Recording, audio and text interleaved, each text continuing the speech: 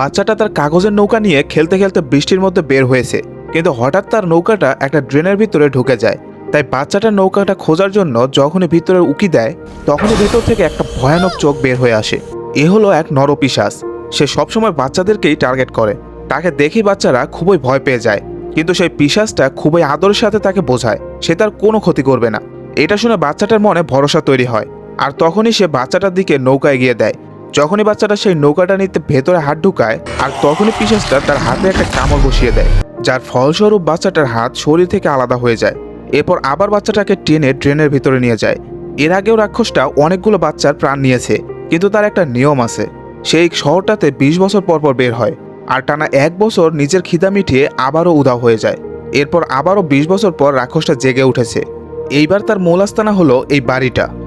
দীর্ঘ সময় যাবৎ এইভাবেই পরিত্যক্তভাবে পড়ে আছে, আর এটাকেই সে নিজের আস্তানা বানিয়েছে। ভাগ্যক্রমে 20 বছর পর প্রথম দিনই এই ছেলেটাই বাড়ির সামনে দিয়ে যাচ্ছিল।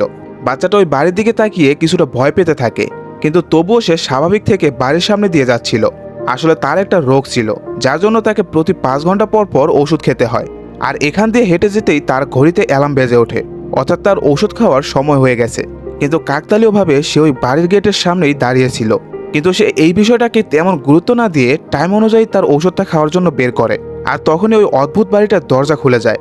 পাশাপাশি ভেতর থেকে কেমন যেন একটা অদ্ভুত আওয়াজ আসতে থাকে।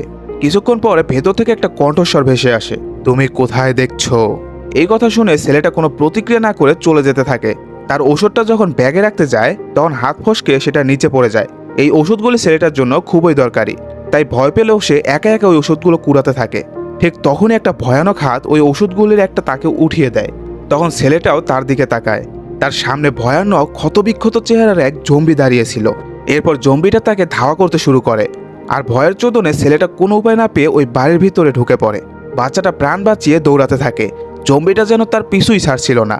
এভাবে দৌড়াতে দৌড়াতে বাড়ির শেষ প্রান্তে আসে, আর পিছন ফিরে দেখে সেই জম্বিটা আর নেই। তবে তার বদলে এক অদ্ভুত কিছু বেলুন নিয়ে দাঁড়িয়েছিল, অর্থাৎ এই জম্বিটা শুধু বাচ্চাটাকে ভেতরে ঢুকাতে আসছিল। পরে সে বেলুন সরিয়ে বলতে থাকে, ওদিকে কি দেখছো? আমি তো এইখানে। যাবে আমার বাড়িতে? চলো আমার সাথে। এসব শুনে বাচ্চাটা এত বেশি ভয় পায় যে সে তখন কি করবে কিছুই বুঝতে পারে না। কিন্তু শেষমেশ সে ওই বাউন্ডারির ফাঁকা জায়গা দিয়ে বেরিয়ে পড়ে, অ্যান্ড পিছন ফিরে দেখে সেখানে কেউ নেই। কি ভাবছেন, ছেলেটা বেঁচে গিয়েছে? না, এই নরপিশাচ একবার যাকে টার্গেট করে সে তার পিছু কখনোই ছাড়ে না। আর পরবর্তীতে শুধু ছেলেটাই নয়, বরং তার বন্ধুদেরকেও সে এই জালে ফাঁসাতে শুরু করে। এরপর কি হবে তোমরা তা খুব ভালো করেই জানো। আর যদি পুরো মুভিটা দেখতে চাও তাহলে অবশ্যই কমেন্টে জানিয়ে দিও।